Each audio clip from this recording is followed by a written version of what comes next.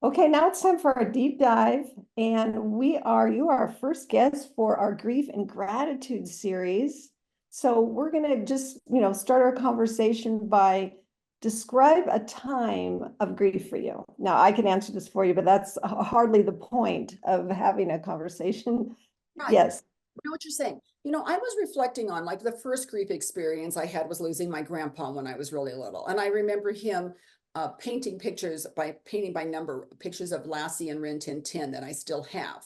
And I was very young when he died, but I remember how I felt with my grandpa. And I remember what it felt like when he was gone. And that went on with my grandma, and then my aunt passed away, who I was very close to, and then my mom died about 6 years ago. So those were deaths. I had experienced, the death and the loss of a person who's no longer with you. And that's a very deep and very final kind of a grief that you have to go through and process. But life also hands us grief, right? And I've come to learn of griefs that come around ambiguous loss, where maybe the person that is still in your life, but they're not in your life the way that you were used to having them in your life, or that you expected to have them in your life. It could be loss through like divorce, where the person is still alive, but not, they're not part of your life the way they used to be. Or perhaps your elderly parent has dementia and they're no longer who they used to be. And so in my case, it was with my son's addiction. And what happened was, especially my oldest son, I've gone through it with both children. My middle child he's been doing really well. It didn't take him as low and we didn't go it through it as long. And so Mhm.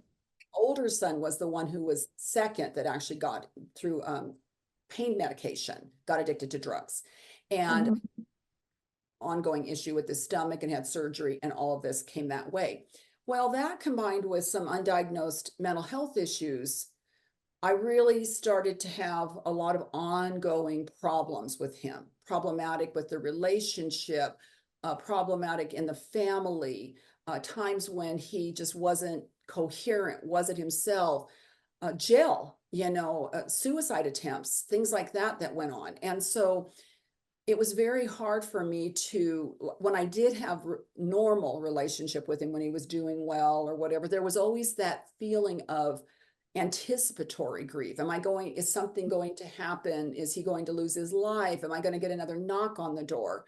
And so in the process of me going through this and talking to other moms who've gone through this, we really realized that we are living in grief. And it's, grief for what could have been, what could go wrong.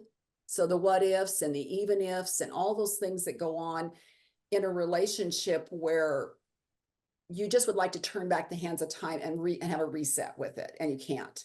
Mhm. Mhm. That's been a grief that's taken a little bit more because it's an unexpected and a not knowing how to handle it kind of a grief.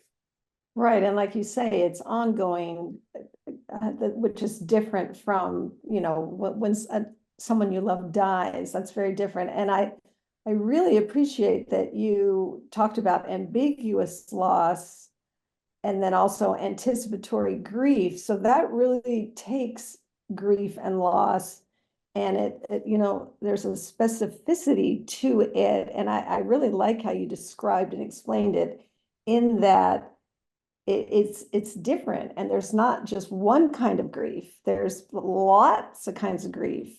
Yeah, there's lots of different kinds of grief.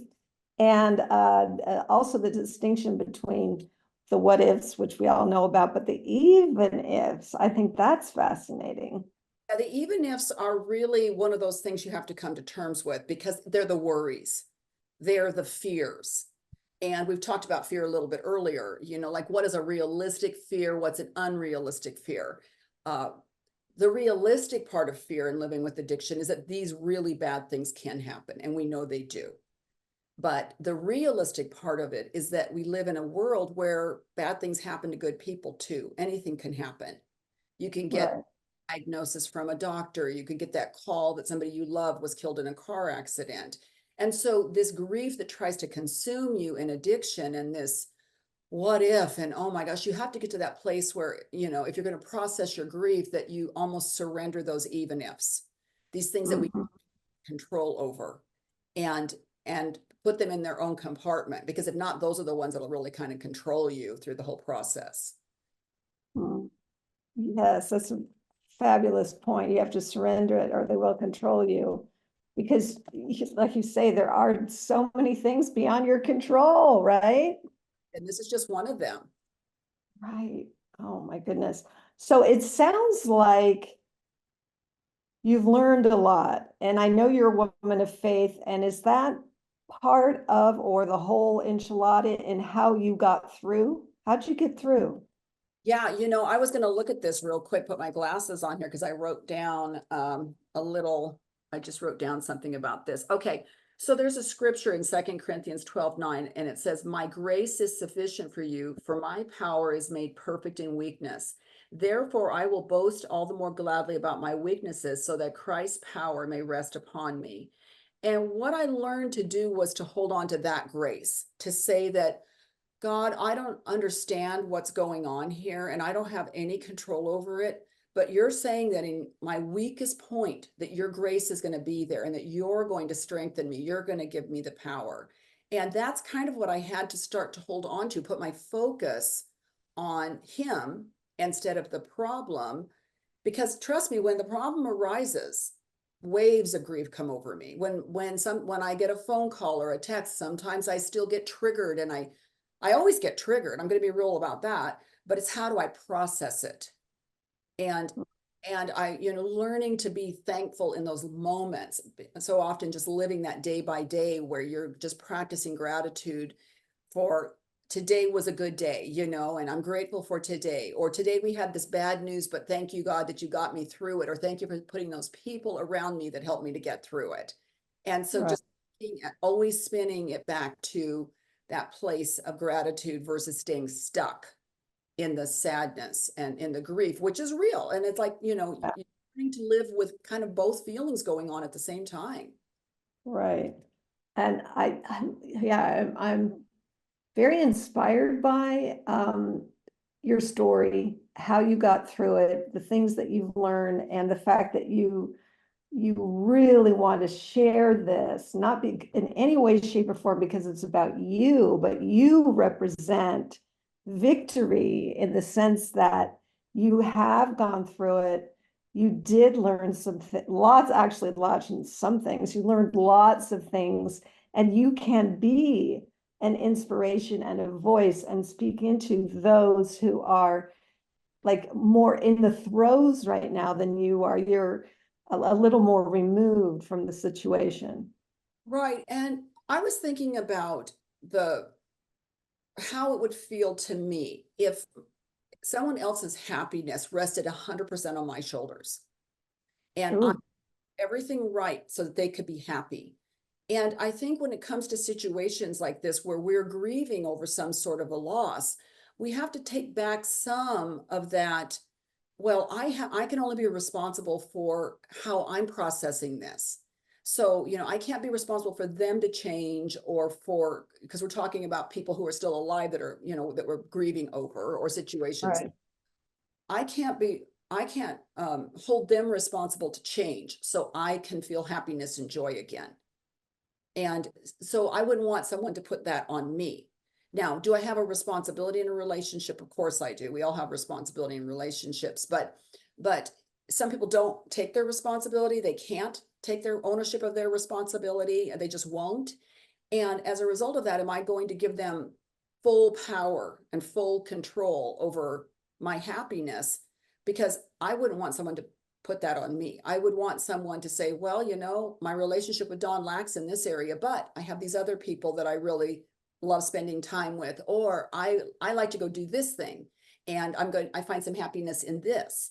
And I know that when people that I love, that I was close to, passed away, they always said, go live your life and go have fun and don't be spending too much time crying over me. And that was consistent with, the people that I loved that passed away. They didn't want to know that my grief was overextended. It doesn't mean that we're not grieving, but that we're living and moving and processing it and moving forward in our life. They would want that for us. I couldn't agree more. In fact, I'm sure you've run across people that, and we've both had loss. We know that. If you live long enough, you're going to have loss. That's just part of the deal. But I'm sure you've met people that you feel like, gosh, it's kind of time to keep moving forward, that your loved one, it's not serving them at all for you to stay stuck in this place. Right. I fully agree with that. When my mother first passed away, I did join a couple of, loss of moms groups just to kind of see like, what am I supposed to do with this? Because I lost my parent. And but for me, it didn't work because there were just so many that were long time, 10, 15, 20 years. And when I read what they were writing, I thought it had just happened. Oh, So for me, it wasn't healthy for me because I knew that my mother would grab me by the nape of the neck and say, Dawn, like focus on the good stuff, be happy about the good times, but I want you to get a move on, girl, and go do the things that that you wanted to do with your life. Like I know that she would be so proud that I published a book. Like she's not with me, but I know she would be the one like bragging and calling all of her friends and telling everybody because she would be celebrating with me. So if I'm not celebrating because my mom's not here, then I'm not honoring her, right? And so that's what I find with these relationships that aren't what you want them to be. I've learned one of the best things I can do is even when my son's doing well or he's not doing well, is to treat him with respect and treat him with like he's a responsible adult, treat him like an adult making poor or good decisions, but not like a child. And mhm. we do that because we grieve that our kids didn't turn out. And so we kind of hold them into this place of when we could still control them, we have Right. that place when they were still little. And in their eyes, that's how we see them instead of seeing, and then we grieve because we're stuck there instead of seeing them as adults making decisions and that have access to help and all of that. And so when my perspective for my son changed, it also really helped me with that process. Incredible. What have you reached a place where, one, you've been able to trace any good that came from that? I want to hear that from you. And then are you at a place where you can say you're grateful for having had that experience? Okay, so I had to be honest, right? I have to like be completely transparent. I wouldn't wish addiction on my worst enemy. I wouldn't wish that any family go through that for any reason. I believe it's something that we live in a dark world. We live in a world where a lot of people are very evil and are bent on hurting other humans, and there's just a lot of bad things going on out there. And so if I could get rid of all the bad drugs in the world and no one would ever have to have any problems with that, if I could wave a magic wand, I think I would. I don't think I would be one that would sign up and say, oh no, keep them around. And so that's just me being honest about that. But you can give thanks in a situation versus for a situation. Ah, Grateful, in it versus for it. And so I am grateful in it because I feel that I've become a more compassionate, less judgmental. Um, I see a kid walking around and it's like he's my kid or he's my nephew or my niece. And I feel for that other mom. And I don't ask questions like, what did they do to get themselves into this mess? Because I've just learned that it's complicated and people hurt and there's a lot of things that go on that we don't understand. But I've become um, less judgmental, more compassionate. I think these are really good qualities that having walked through that in any situation that someone is going through with their children, I'm not one now to throw in advice that if I haven't walked in their shoes, I'm not one to say anything unless they ask a little bit, like, Dawn, what do you think you would do? And then I'm careful because I realize that, it's such a complicated thing and the parents are hurting and the children are hurting. And so I say the good that came in it and out of the process is the changes, and my faith is stronger and my trust in God is stronger. And so those things are the positives that came out of it. right. Oh, of course, that's so beautiful. And you can't help but wonder, if that isn't some of the purpose. Again, not that we would wish all these hard and bad things on anyone, we would not, and I'm in full agreement with you, and yet there's something magical in a supernatural way about the way God works in these situations. You just like, the ashes and the pain and the angst and the heartbreak, and then to see it, being molded and shaped and turned into something so exquisite and beautiful. Right. It defies all of our human logic, and it doesn't seem possible, and yet it is. And I agree with you. I thought about that when I wrote in the book. I can't remember exactly how I said it, but I said if I had a do-over and I could take all that pain, everything away from my children, but it meant doing it without God, without Jesus, would I do it? Because I know that he's always working in us. He's working the bad things out for good. And he's not making bad things happen, but he's taking these bad situations and working in them for our good. And so I look back and I think, maybe I wouldn't be who I am today if I hadn't gone through some of the things I've gone through. And my sons, seeing them in their maturity and how they're growing closer to God and everything, maybe that wouldn't have happened if everything had gone well and fine for them. And so that's where that's kind of that surrender of he's God, I'm not. And, but I look for those little pearls, and those diamonds in the ashes and everything, because they are there. I couldn't agree more. I could not agree more. And the fact, I think, that we're looking for them, and I think that would be advice you would give anybody else who's in the painful situation, is kind of mining for those moments. Let's pause right there. I want to get back to any advice you would give to somebody, but obviously there's reference to the book. I know you've written a book, and it's about this. So tell us that, because I think it's so important to share the goodness. And you know what I mean? You just have no idea who might be listening to this, who this is exactly what they need to hear. This is exactly right now what they need to have. So tell us about that, Don. Well, I never wanted to write a book or have a ministry that was kind of around addiction, because I felt like it was such a depressing subject. And it really definitely isn't all that I do. There's so much more in my life, but I'm grateful for that outlet that the Lord has given me, and that opportunity for me to share some encouragement with lessons that I've learned. And so one of the things is just, I was so overwhelmed with guilt and shame and everything that when God finally worked me through the process of letting go of all of that and embracing his grace and understanding I didn't have to have all the answers and that he's perfect, I'm not, and just that whole process, out of all of that came a book, and the book's called From Guilt to Grace: Hope and Healing for Christian Moms of Addicted Children.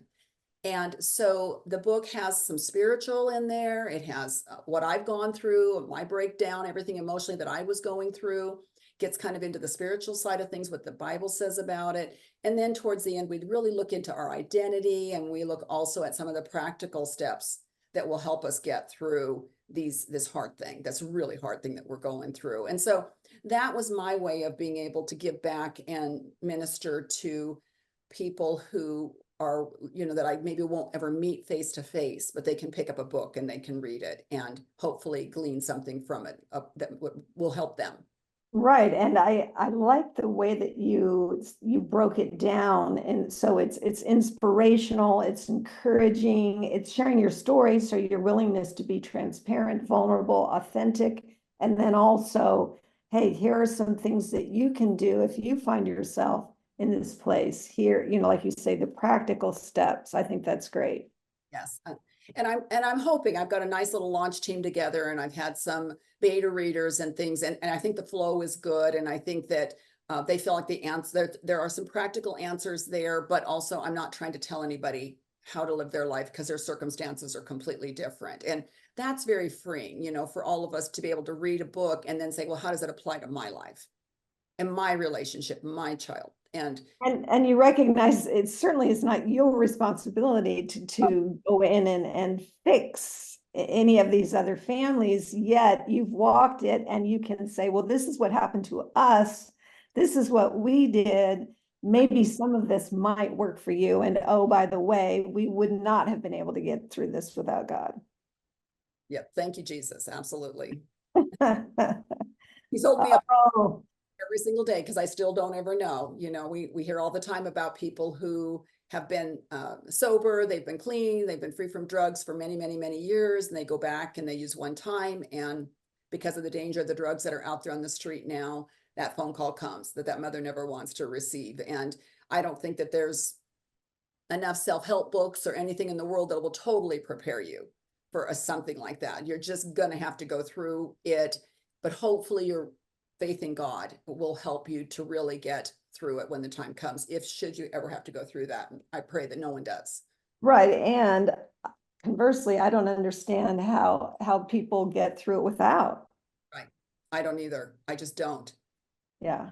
Take that crutch any day. Jeez. Right. Is there any advice you would give to some, I mean, I know it's in the book, but just in a quick little summary nutshell, advice you would give to someone grieving or ways to practice gratitude? Yeah, I really thought about that. Gratitude is something that gets lost in the mix. When I listen to the moms in my support group online, there's several thousand of them in there. Often it's just one negative feed and post in the feed after another. And you start to see patterns of where, yeah, this is really bad. This isn't good, but we have to have things in life that we're grateful for. And so we have to be intentional about being grateful, whether it's having a gratitude jar where every morning you get up and you just write 3 things you're thankful for. Maybe at bedtime you put a couple in there, or a journal, or even following, like doing Bible studies or doing studies that are about gratitude, so that you're being mindful about thinking about the things that you're blessed with and that you're grateful for. And sometimes I remember writing down, thank you for that furry little dog that I can hug, because when I'm sad, she's always there. It was things like that I was looking at. Thank you for that encouraging phone call I got from a friend today. She didn't even know what she was talking about made my day, but it did. And so it's actually practicing saying thank you for it. Or if you go in public and you're feeling really sad and you're into everything, you're feeling all this pain and this grief, but the teller at the bank is really nice to you, just to say thank you for being so nice today. It really made my day. That is shifting the wiring in our brain. It's shifting our brains so that they start to think about good things again and start to be able to receive goodness again and joy again. And so gratitude is very healing.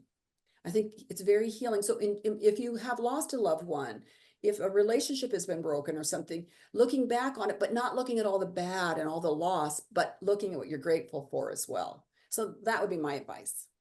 Well, and that's great advice. And I would say, and I would imagine you agree, that you don't even have to be in grief to look for and to practice gratitude. Absolutely. Yes. And it is very intentional, and like anything, it takes practice.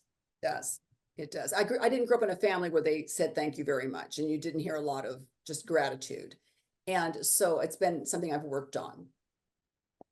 Oh, well, this has just been wonderful. So once again, the name of the book, From Guilt to Grace.